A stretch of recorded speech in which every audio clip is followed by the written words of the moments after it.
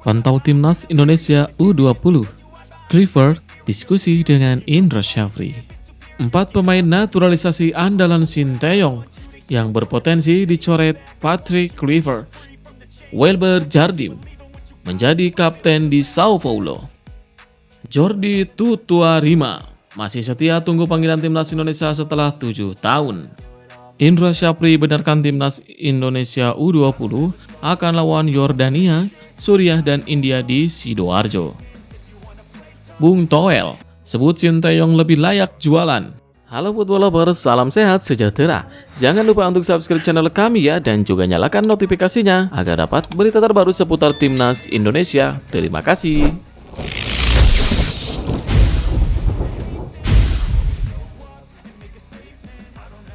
Pantau Timnas Indonesia U20. Clifford diskusi dengan Indra Syafri. Pelatih Timnas Indonesia, Patrick Kluivert, mengunjungi sesi latihan Timnas Indonesia U20 di Stadion Madia. Melalui unggahan di Instagram, juru taktik asal Belanda itu menemui pelatih Timnas Indonesia U20, Indra Syafri, dan punggawa skuad Garuda Nusantara. Kluivert didampingi oleh sang asisten Denny Lanzat. Patrick dan Lanzat pun menyapa pemain-pemain Timnas Indonesia U20 seperti Donitri Pamungkas, Matthew Baker, dan Jens Raven. Selain itu, Kluivert juga tampak berdiskusi dengan pelatih Timnas Indonesia U20, Indra Syafri. Hari-hari pertama Patrick Kluivert sebagai pelatih Timnas Indonesia diisi dengan sejumlah kegiatan yang berkaitan dengan tim nasional. Selain menengok latihan Timnas Indonesia, legenda Barcelona itu juga menemui Menpora Republik Indonesia Dito Aryo Tejo di kantor Kemenpora pada hari yang sama. Kluivert juga menghadiri acara perkenalan sebagai pelatih Timnas Indonesia dan berdiskusi dengan 5 pemain Timnas Indonesia, yaitu Egy Maulana Fikri, Witan Sulaiman, Muhammad Ferrari, Rizky Kambuaya, dan Rizky Ridho. Setelah ini, Kluivert dikabarkan akan pulang ke Belanda selama kurang lebih 3 pekan. Ia akan kembali pada Februari mendatang untuk mempersiapkan agenda Timnas Indonesia yang terdekat. Timnas Indonesia akan menjalani 2 laga penting pada lanjutan putaran ketiga kualifikasi Piala Dunia 2026. Skuad Garuda akan bertandang ke markas Australia pada 20 Maret, kemudian menyambut Bahrain di Jakarta pada 25 Maret mendatang. 2 laga itu akan turut jadi penentu nasib Timnas Indonesia dalam ambisi lolos ke Piala Dunia 2026. Setelah edisi Maret, tim Merah Putih akan kembali menjalani 2 laga penutup lawan Cina dan Jepang pada Juni mendatang.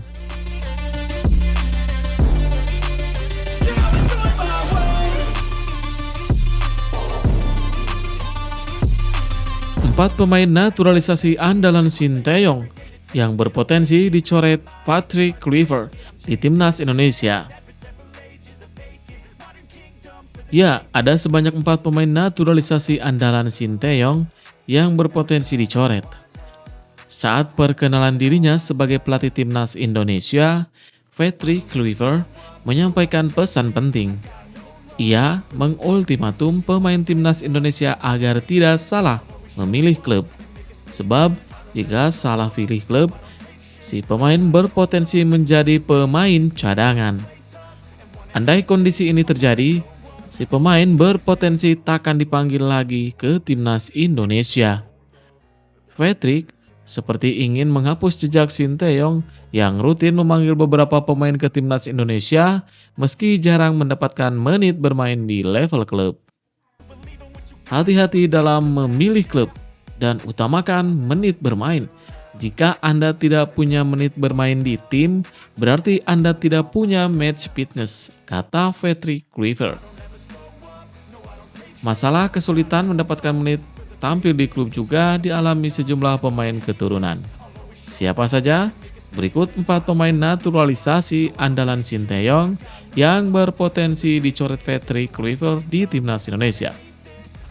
Nama yang pertama ada Justin Hubner. Justin Hubner baru 3 kali mentas bersama sang klub Wolverhampton Wanderers di U21 musim ini. Sejatinya, Justin Hubner sempat main beruntun pada awal Desember 2024. Namun, rentetan itu terhenti setelah bek 20 tahun ini mengalami geger otak. Peluang Justin Hubner kembali ke timnas Indonesia semakin tipis jika Pascal Struijk benar-benar gabung skuad Garuda. Intinya, Justin Hubner mesti menunjukkan level permainannya. Nama yang kedua, ada Nathan Joaon. Nathan Joaon kesulitan mendapatkan menit tampil bersama Swansea City. Musim ini, pesepak bola 23 tahun ini baru 3 kali tampil bersama The Swans, julukan Swansea City itu. Bahkan, penampilan terakhir Nathan bersama Swansea City terjadi pada 28 Agustus 2024. Atau hampir 5 bulan lalu. Pesaing Nathan Joaon di timnas Indonesia juga sangat banyak, mulai dari Calvin Verong dan Saine Fatinama, hingga Zairo Riedewald dan Ivar Jenner. Nama yang ketiga yaitu Sandy Walsh. Liga Belgia 2024-2025 sudah memasuki pekan ke-21. Tapi Sandy Walsh baru main 6 kali bersama KV Mechelen. Di laga terakhir KV Mechelen akhir pekan lalu, Sandy Walsh hanya duduk manis di bangku cadangan.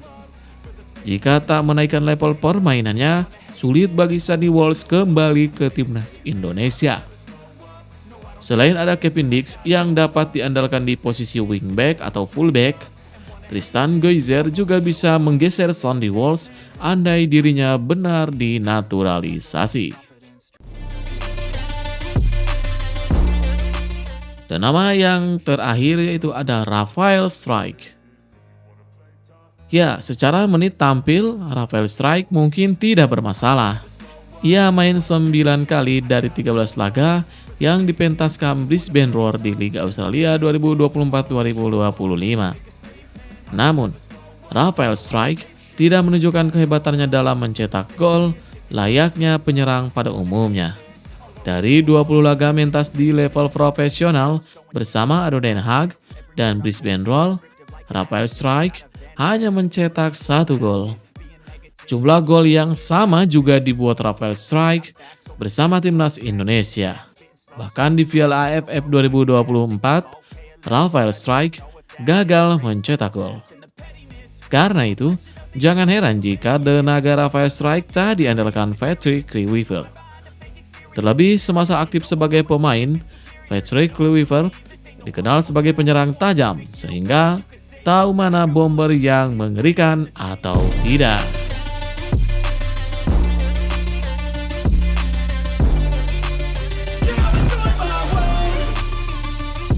Prestasi Quentin Djakobah, sosok yang ditunjuk sebagai pelatih fisik timnas Indonesia. Menarik untuk diulas. Ya, Djakobah dipercaya menjadi salah satu staf kepelatihan Patrick Kluivert. Di timnas Indonesia, ia nantinya akan menjadi pelatih fisik. Quentin Djakobah ditunjuk sebagai pelatih fisik timnas Indonesia seperti sudah disinggung. Djakobah adalah mantan pesepak bola, namun jejak karirnya tidak terlalu mentereng. Djakobah hanya pernah membela FC Eindhoven, Kazakhstan Boys, dan ASWH. Lahir di Tilburg, Belanda, Djakobah justru membela timnas Curaçao. Ia tercatat 9 kali bermain untuk negara tersebut. Djakobah lalu pensiun sebagai pesepak bola pada 2020. Karirnya dilanjutkan dengan menjadi pelatih fisik. Lelaki berusia 37 tahun itu pernah menjadi pelatih fisik di Kazakhstan Boys, timnas Curaçao, NAC Breda, dan Adana Demirspor. Sayangnya, tidak ada prestasi yang dicatat Jakoba. Sebagai pemain sepak bola profesional, saat menjadi pelatih fisik, jelas tidak ada tolak ukur yang pas untuk prestasinya. Sebagai pelatih fisik, tugas Jakoba jelas yakni meningkatkan stamina pemain. Patut dinanti seperti apa sentuhan di timnas Indonesia.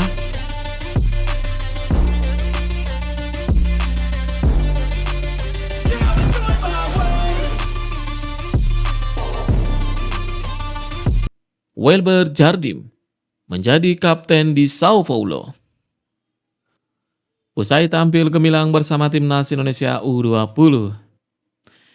Intip kabar terbaru dari wonderkid Garuda Muda yakni Welber Jardim bersama klubnya di Liga Brazil yaitu Sao Paulo. Seperti diketahui, nama Welber Jardim sempat jadi sorotan penggemar timnas Indonesia usai tampil impresif di ajang Piala AFF U19. Di ajang tersebut, pemain berusia 17 tahun tersebut hanya sekali absen dari awal kompetisi hingga partai final. Bahkan, di laga puncak, Welber Jardim jadi sosok penting di lini tengah timnas Indonesia dan membantu Garuda Muda taklukkan Thailand dengan skor 1-0. Hasil tersebut membuat timnas Indonesia keluar sebagai juara Piala AFF U19. Sekaligus gelar pertama Garuda Muda sejak tahun 2013 lalu. Kini, setelah tampil di Piala AFF U19, sosok Welber Jardim sempat dipanggil dalam pemusatan latihan jelang Piala Asia U20 di Jepang. Setelah beberapa pekan ikut TC, Welber Jardim kembali ke Brazil untuk tampil bersama klubnya Sao Paulo. Dilansir dari postingan teranyarnya, terlihat Welber Jardim tampil bersama Sao Paulo bahkan menjabat sebagai kapten buat timnya. Tidak diketahui kompetisi apa yang sedang diikuti oleh Welber Jardim. Namun, dalam beberapa bulan terakhir, dirinya memang kerap jadi andalan di Sao Paulo U17. Bahkan pada November tahun lalu, Welber Jardim sempat membantu Sao Paulo melangkah ke partai final kejuaraan Paulista U17. Selain itu, pada awal tahun kemarin, Welber Jardim juga sukses tampil gemilang di kompetisi lokal Brazil yakni Copa Adidas di Rio. Hasilnya pun sangat apik, yakni Welber mampu membawa timnya lolos ke babak final bahkan mencetak 1 assist di semifinal.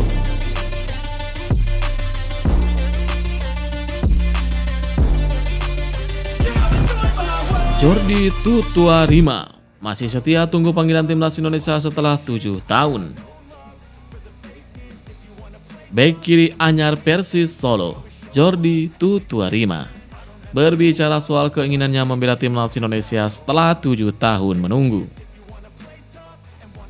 Jordi Tutuarima menjalani debut bersama Persis Solo saat tumbang 1-0 dari PSM Makassar. Pemain berusia 31 tahun itu bermain selama 75 menit sebagai starter sebelum diganti oleh Gandika Arya Putra. Meski bermain cukup baik, kekalahan yang dialami Persis membuat Jordi enggan terlalu banyak membahas performa debutnya.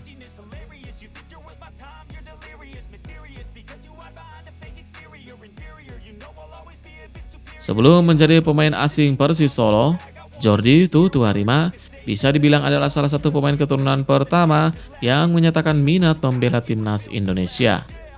Tepatnya pada 2018 lalu, Jordi sempat ingin membela timnas Indonesia di Piala AFF 2018.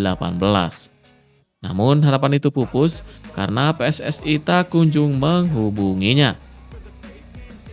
Kini, saat ditanya apakah ia masih tertarik untuk bisa membela timnas Indonesia, Jordi mengindikasikan masih menunggu panggilan tersebut. Jordi Tutuarima saat ini berusia 31 tahun dan mengaku masih sangat fit untuk terus bermain sepak bola profesional.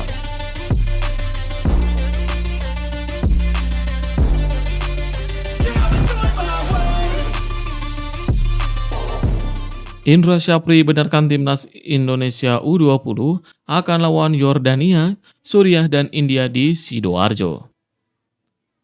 Rencananya, pertandingan itu akan digelar pada 24-30 Januari 2025 di Stadion Gelora Delta Sidoarjo. Timnas U20 Indonesia mengundang Yordania, Suriah, dan India untuk ambil bagian dalam turnamen tersebut. Uji coba internasional itu dilakukan sebagai persiapan Timnas U20 Indonesia yang akan berlaga di Piala Asia U20 2025.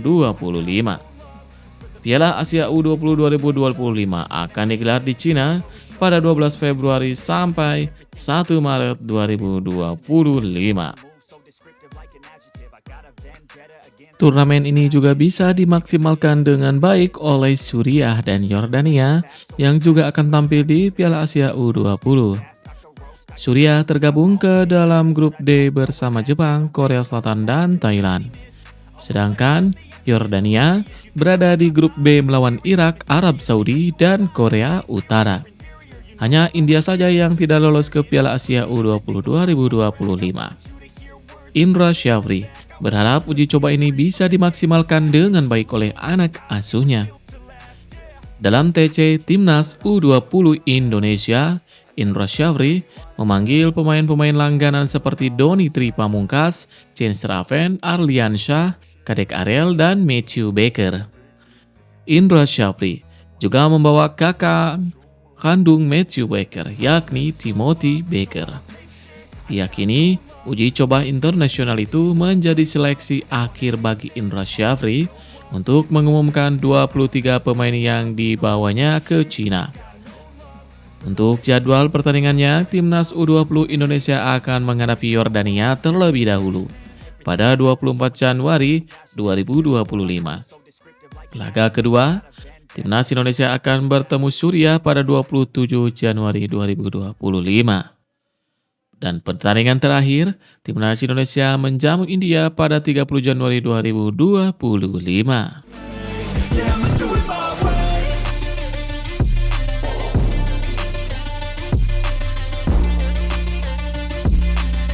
Soal Patrick Kluivert, media Korea Selatan mengatakan dia striker kelas dunia tetapi bukan pelatih yang bagus. Salah satu media asal Korea Selatan menilai Patrick bukan pelatih yang bagus. Sebagai informasi, Patrick Kluivert merupakan pelatih anyar Timnas Indonesia. Pelatih asal Belanda itu mendapat kontrak 2 tahun dengan opsi perpanjangan. Kehadiran Patrick di Timnas Indonesia ternyata masih menimbulkan pro kontra hingga sekarang. Bahkan, hal ini turut menjadi pembahasan salah satu media asal Korea Selatan, Export News.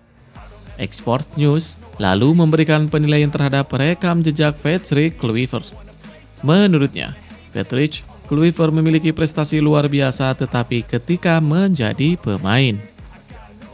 Pria yang kini berusia 48 tahun itu memang pernah memperkuat tim besar seperti Ajax, AC Milan hingga Barcelona. Patrick Kluivert juga mengoleksi 79 penampilan di Timnas Belanda dengan torehan 40 gol. Namun, Patrick Kluivert dinilai sebagai pelatih yang kurang bagus. Patrick Kluivert memang tak memiliki rekam jejak yang cukup baik ketika menjadi pelatih.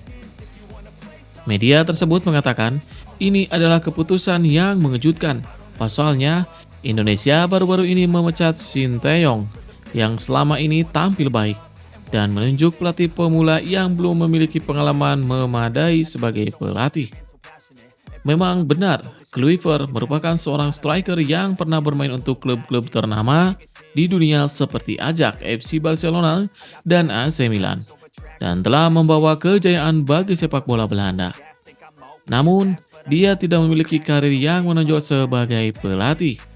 Dia punya pengalaman sebagai pemimpin dan membantu pelatih Louis van Gaal sebagai pelatih kepala dan memimpin Belanda meraih peringkat ketiga Piala Dunia 2024 di Brazil. Tapi itu jelas bukan pengalaman bagi pelatih, tulis Export News. Sementara itu, Patrick Kluivert resmi menjalankan perkenalan resmi sebagai pelatih timnas Indonesia pada 12 Januari yang lalu. Pada kesempatan tersebut, Patrick mengaku senang bisa menjadi pelatih timnas Indonesia.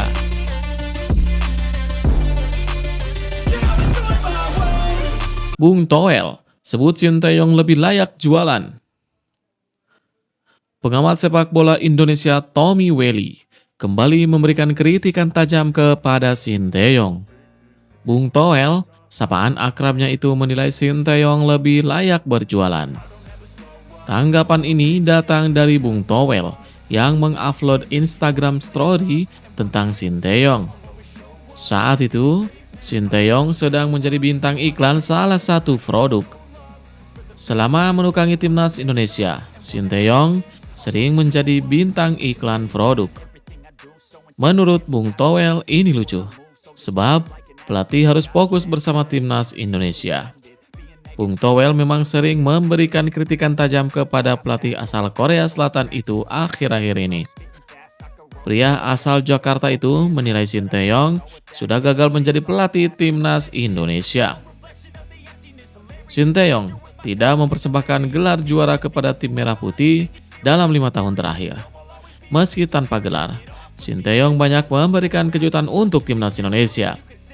Sinteyong membawa timnas Indonesia yang kini duduk di posisi ke-127 ranking FIFA dari sebelumnya 177.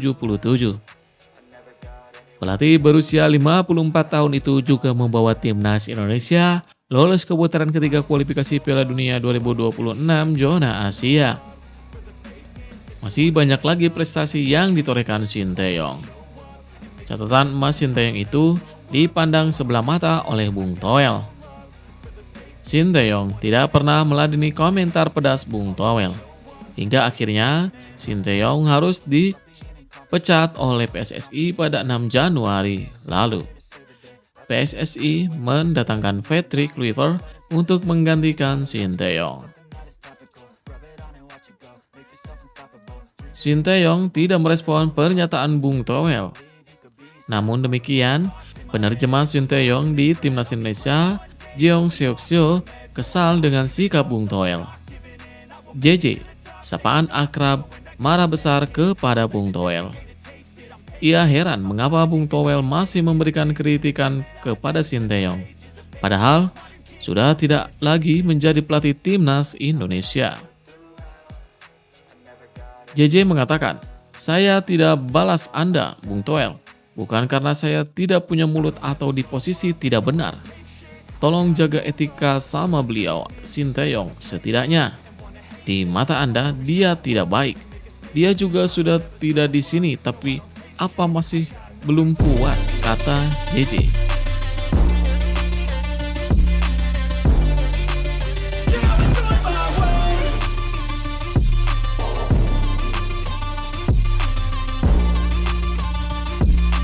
Sosok yang urus naturalisasi pemain diaspora generasi awal buka suara soal Sinteyong tak latih timnas Indonesia lagi. Hamdan Hamidan merupakan mantan utusan PSSI untuk mengurus pemain diaspora untuk timnas Indonesia. Ia adalah utusan dari masa kepemimpinan Ketua Umum PSSI periode 2019-2023, Muhammad Iriawan. Terakhir kali, Hamdan Hamidan membantu mengurus naturalisasi yakni Saini Fatinama. Sebelumnya, Hamdan Hamidan membantu menyelesaikan proses pemain diaspora lainnya yang resmi menjadi WNI. Mereka ialah Jordi Amat dan Sandy Walsh. Hamdan Hamidan mengatakan, "Terima kasih banyak Coach Shin atas 5 tahun penuh makna yang telah mengubah wajah timnas Indonesia. Di bawah kepemimpinan Coach, Garuda berhasil terbang lebih tinggi, mengejar mimpi yang sebelumnya terasa jauh sekali. Kini, mimpi itu terasa lebih dekat dan tak lagi mustahil untuk terrealisasi." Apakah Coach Sinteyong salah satu pelatih terbaik dalam sejarah timnas? Biarlah waktu yang menjawab. Namun, beberapa momen terbaik dalam termanis timnas saya rasa ada pada saat kepemimpinan Sinteyong. Terima kasih sekali lagi Coach Shin atas segala kenangan dan harapan yang tercipta. Ini bukan perpisahan, Semoga kita bertemu lagi di lain kesempatan. The Garuda remembers, Garuda akan selalu ingat, ujar Hamdan Hamedan.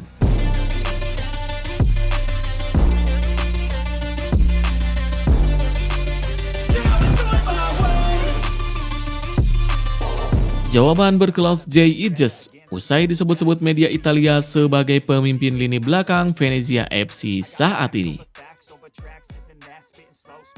Kapten Timnas Indonesia, Jay Idjes, jadi pemimpin baru di lini belakang Venezia FC usai absennya sejumlah pilar utama. Venezia FC harus kehilangan 3 nama di sektor bek tengah. Ketiganya adalah Michel Svoboda, Joel Schuster, dan Giorgio Altare.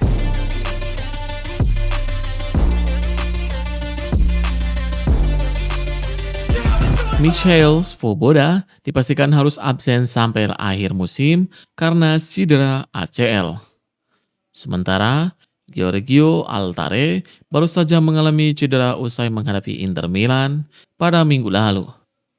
Absennya 3 pemain belakang tersebut membuat Eusebio Di Francesco harus mencari alternatif lain. Mau tak mau, Jay Idjes harus mengambil komando di lini belakang Venezia FC. Pada laga terkini lawan Inter Milan, Jay Idjes jadi poros di antara 3 bek tengah Venezia FC. Jay Idjes kembali diplot sebagai bek sentral utama guna melindungi kiper Filip Stankovic. Posisinya diapit Richie Sagrado dan Marin Sverko di kedua sisi guna membentuk trio bek tengah. Peran tersebut rutin diemban Idjes sejak Michel Svoboda dilanda cedera akut yang mengancamnya absen sampai akhir musim. Kolaborasi Idjes dan kawan-kawan sukses mematikan kuartet penyerang Inter tadi. Venezia hanya kecolongan akibat gol tunggal Matteo Darmain. Dari tembakan, rebound, hasil upaya Lautaro yang diblok Stankovic. Selebihnya, Ila Gunari Sintas dari 16 peluang yang dilancarkan sang juara bertahan Serie A. Idjes sendiri mendapat poten terbagus di antara bek-bek Venezia versi sejumlah media ataupun portal statistik. Tutor Match Web misalnya memberikan nilai 7 dengan memuji kepemimpinan dan permainan elegan sang pemain. Sepanjang penampilan penuh, kolektor 9 caps Timnas Indonesia melakukan 4 sapuan, 3 kali mengeblok tembakan, dan penting pula sebagai inisiator serangan dari belakang. Jay Idjes mengaku bahwa dirinya harus memberikan dampak penting buat tim. Jay Idjes mengatakan, banyak pemain kami yang absen dan ini memberikan dampak bagi tim. Peran saya tidak penting, tetapi faktanya adalah harus menjadi berguna untuk tim. Tak ada seorang pun yang lebih penting daripada tim dan saya menyadari hal itu, sambung Jay Idjes.